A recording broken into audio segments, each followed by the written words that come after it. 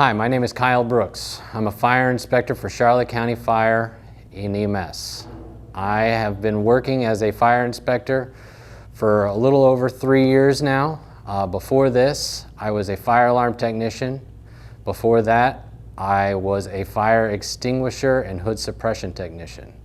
I'm going to be giving you a presentation today on fire extinguishers and how to properly extinguish a fire with a fire extinguisher. The first part of recognizing an emergency is what type of fire. You have different classes of fires. It goes over A, B, C, and D.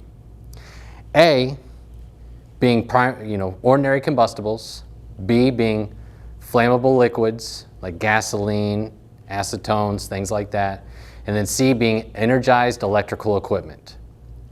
Then you also have D-class fires, which unless you're working in a foundry or a car manufacturing, you're unlikely to encounter in your day-to-day activities. It is for metal fires.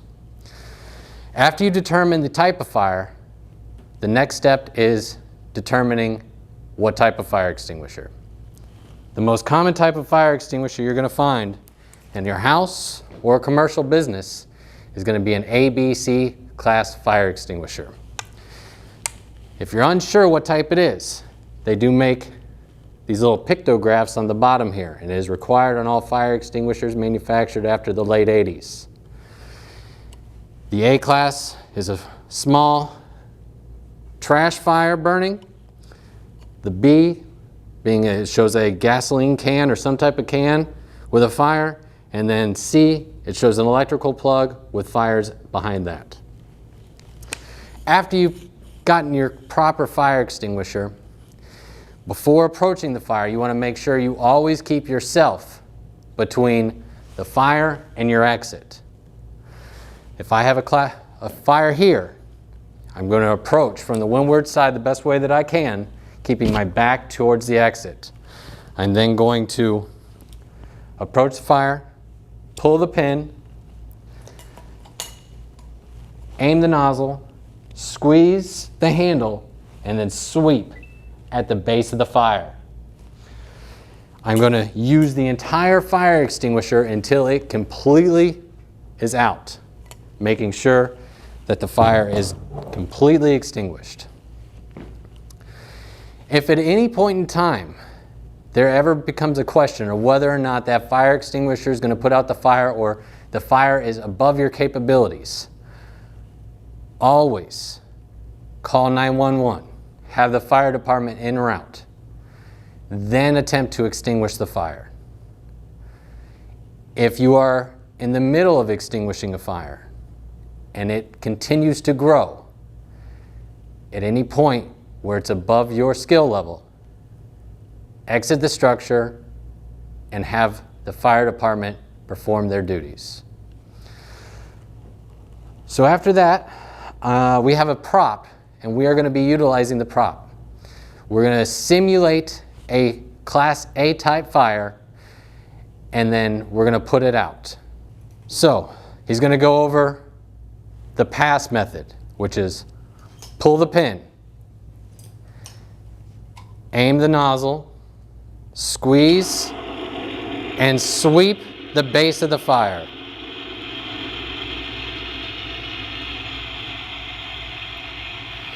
Utilizing the entire extinguisher and all of its suppression chemicals until the fire is completely out. So tips on placement of fire extinguishers in your house. I recommend always having a fire extinguisher in or around the kitchen. Also, if you have an attached garage or a detached garage, have a fire extinguisher somewhere within the vicinity that you're going to have your vehicle. Some tips on household safety. Never overload an individual circuit breaker. Never leave a stove unattended, and always have a plan of action in case of emergency. If you have small kids, there's an anagram, or it's Edith. Exit drills within the home. It is urged to practice these with your children, and that way, in case of any type of emergency in the home that's involving your home, they have a place that they're going to meet you at. It is recommended in your household to look at your fire extinguisher a minimum of once a year. I would recommend it to do it twice a year, every 6 months. When you're looking at your fire extinguisher, the first thing you want to look at is your pressure gauge. There's an overcharge and an undercharge. There's a green section, and you want that to be right in the green section. If it's in the green section, it's still holding pressure more than likely.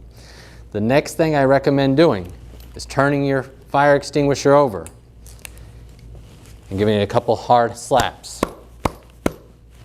What that does is that fluffs that powder that's in this cylinder, and over the year, it'll sit at the bottom. So doing that will fluff it up and allow it to flow more smoothly when you're utilizing it during an emergency. Other than that, just make sure that the cylinder is in good enough shape. There's no pitting, gouges, rust, anything along those lines, anything to compromise the integrity of the cylinder. And other than that, you should have a working fire extinguisher.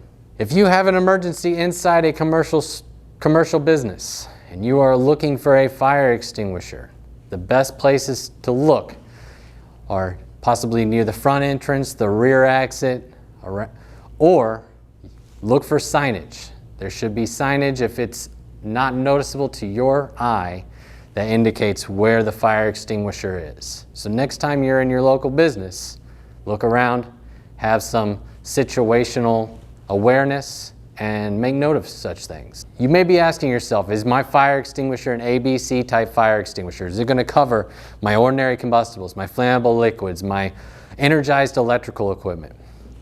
How you would determine that is look at the front label of your fire extinguisher. It'll have these pictographs, and it'll show A, B, and C. It should also have some type of marking to indicate what class of fire it's going to properly extinguish. There are just BC extinguishers out there. There are just A-class extinguishers out there. So in the event of an emergency, you want to know beforehand whether or not it's going to be rated for that. So make note of that, especially in your single-family house. For a household cooking fire in your single-family house, the best way to extinguish is to have a pan or a lid for your pan and cover it. What you're effectively doing is you're smothering the fire. You're starving that fire of oxygen.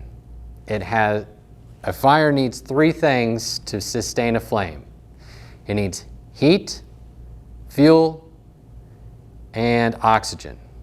If you take away any of these 3 things, you will no longer have a fire, unless it is a special property type fire, like an oxidizing agent such as chlorine. So for a commercial or a residential cooking fire, have a lid on hand, place it over. You could also use a damp, wet towel cover, or if you have baking soda or something along that, if you have enough, you can properly suffocate a cooking fire with that. In conclusion, if you should have a fire in your household, the steps are: call 911, get them en route, get them started on your emergency. The next up is, if the fire is something that is within your scope, within your boundaries, your abilities, to then get your extinguisher, keep yourself between the fire and your exit so that you always have an exit, and then properly extinguish the fire utilizing the entire extinguisher. If at any point in time it becomes overwhelming, too hot, too smoky, evacuate the structure and allow the fire department to do their jobs.